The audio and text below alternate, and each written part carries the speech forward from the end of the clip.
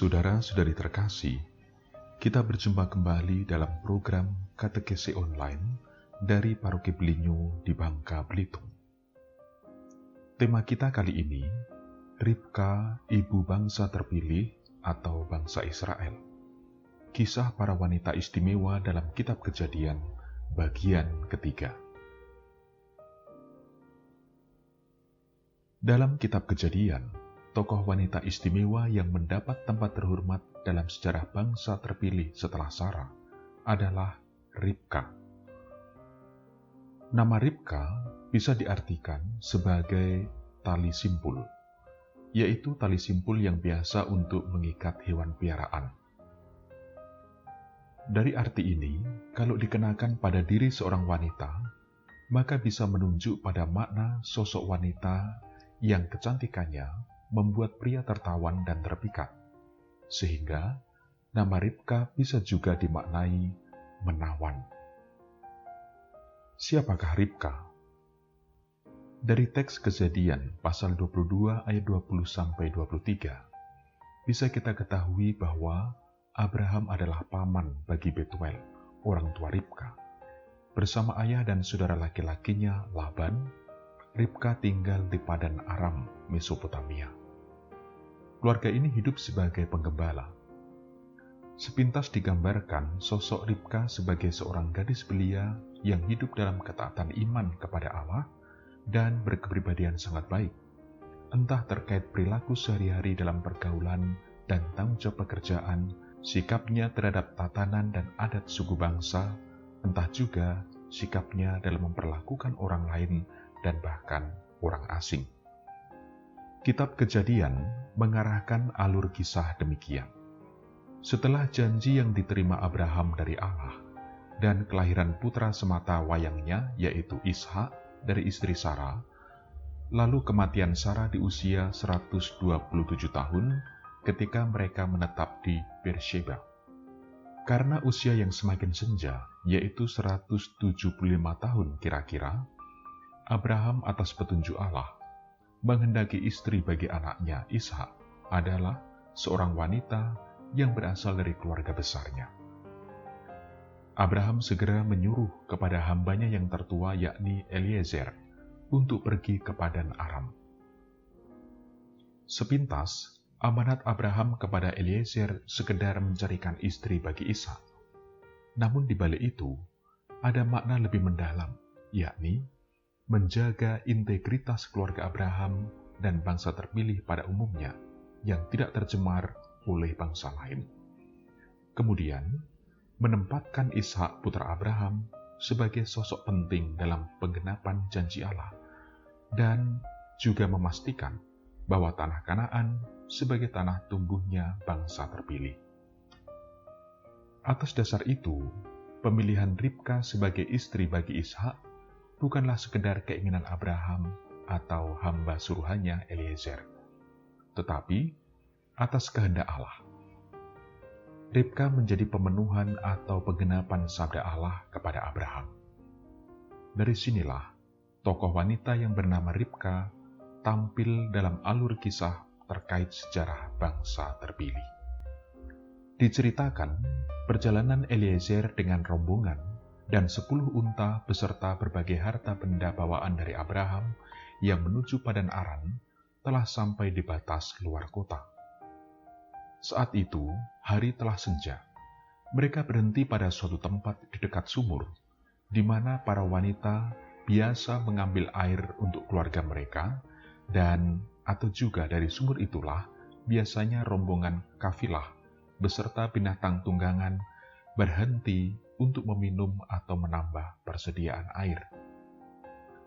Tampaklah pemandangan di senja itu, serombongan wanita sibuk mengambil air dari sumur.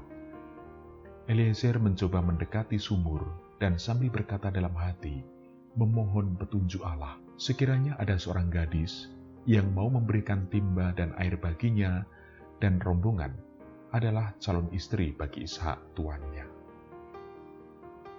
Terjadilah demikian. Ribka memberi diri untuk membantu dan melayani Eliezer beserta rombongan dan bahkan semua untanya dengan memberi air sebanyak yang dibutuhkan. Setelah mendengar pengakuan diri Eliezer dan mengenai tugas dari tuannya Abraham, Ribka mempersilahkan Eliezer untuk singgah di rumah keluarganya. Di rumah Betuel, Eliezer diperlakukan dan dijamu dengan baik. Tetapi ia menolak makan sebelum amanat dari tuannya terpenuhi, dan bahwa Eliezer yakin sedang berada di suatu tempat dan keluarga yang tepat sesuai kehendak Allah. Kisah dan kata-kata Eliezer menggerakkan hati Betuel dan membenarkan bahwa merekalah keluarga yang dimaksud. Keluarga Betuel memberi izin, namun demikian Betuel tetap menyerahkan keputusan penerimaan pinangan itu kepada Ribka. Singkat cerita, Ribka menerima lamaran orang suruhan Abraham bagi Ishak dan mendapat restu dari orang tuanya Betuel serta saudaranya Laban. Sebagai teman perjalanan, Betuel menyuruh Deborah, pengasuh setia Ribka dari sejak kecil, untuk pergi bersama. Dan dimulailah perjalanan sejauh kira-kira 800 km menuju Beersheba ke arah timur laut kota Haran. Menjelang suatu senja, ketika karavan itu memasuki tanah Negeb dari arah sumur Lahai Roi, tampaklah oleh karavan itu dan Ribka seorang pemuda. Ketika bertanya kepada Eliezer, "Siapakah pemuda itu?" Dan dijawab, "Dialah tuannya yang bernama Ishak." Segeralah Ribka turun dari untanya dan buru-buru menutupi kepalanya dengan kain sebagai kerudung atau telekung. Itulah tanda penghormatan dan perilaku sopan seorang wanita yang bermartabat. Tindakan Ribka ini dalam suatu peribadatan menjadi simbol seorang wanita yang mempertinggi martabat dan kelayakannya sendiri, sebagaimana telah dikaruniakan Allah kepadanya. Tindakan Ribka itu selanjutnya menjadi tradisi yang harus dipertahankan dalam kebiasaan perkawinan bangsa Yahudi hingga sekarang, yaitu sebelum dimulai upacara perkawinan, di saat menyambut calon istrinya, seorang pengantin pria menyelubungi atau menutupi pengantin wanita dengan kain. Upacara ini disebut dengan badeken. Pada saat perjumpaan itu, usia Ishak kira-kira 40 tahun. Ishak menggenapi kehendak Allah dengan mengambil Ribka sebagai istri dan sangat mencintainya. Kisah selanjutnya menceritakan kehidupan keluarga Ishak bersama Ribka. Saat hendak melahirkan, Ribka mengalami sakit yang teramat sangat. Dalam doanya ia berserah diri dan mengeluh kepada Allah. Allah memberi petunjuk bahwa dalam kandungan Ribka terdapat 2 orang anak yang dari mereka akan berasal 2 suku bangsa besar dan keduanya akan berpencar. Dinyatakan juga oleh Allah, suku bangsa yang satu akan lebih berkuasa dari yang lain, yaitu anak yang lebih tua akan menjadi hamba kepada anak yang muda. Kedua anak itu adalah Esau dan Yakub. Seturut tradisi, menjelang akhir hidupnya, seorang kepala keluarga akan memberikan berkat kesulungan kepada anak laki-laki tertua sebagai bukti penyerahan atas seluruh tanggung jawab terhadap keluarga besar, beserta seluruh harta milik keluarga tersebut. Bila demikian, seharusnya Esaulah yang mendapatkannya.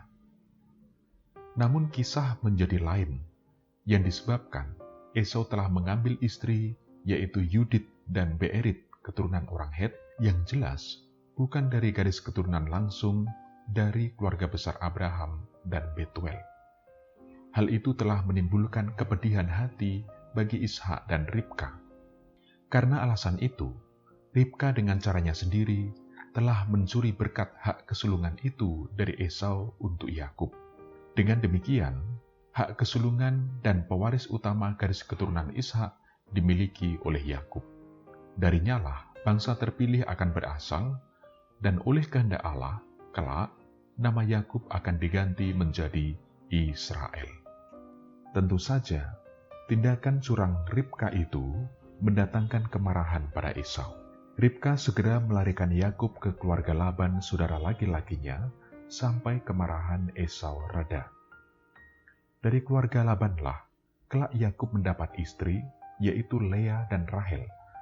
Dengan demikian, tindakan Ribka untuk Yakub adalah penyelamatan garis keturunan dan menjaga kemurnian bangsa terpilih Israel.